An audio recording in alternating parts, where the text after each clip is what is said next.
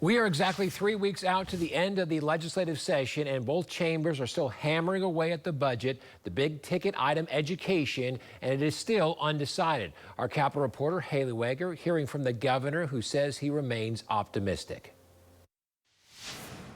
With some education plans just one step away from Governor Stitt's desk, he's now renewing his push for tax reform.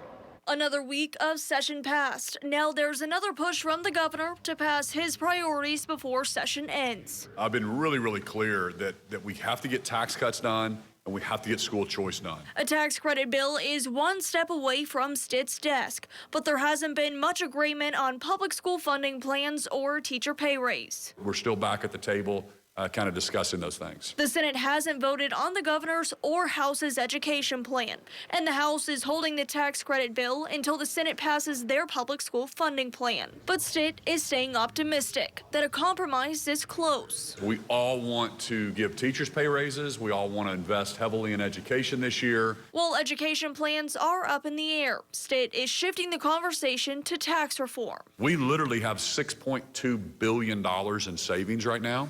So we're in a really good situation. And that's why we absolutely can afford to do a 1/4 point or to do a 1/2 point tax cut or to get rid of the grocery tax. Caught up in Stitt's push for tax and education reform are 20 Senate bills that were vetoed. He can right his wrong by asking the House and the Senate to override his vetoes. While Senate Pro Tem Greg Treat says he wants to see these vetoed bills come back. They don't plan to move until they're on the same page as their partners across the rotunda. We're not going to waste our time until we see there's a real opportunity to override.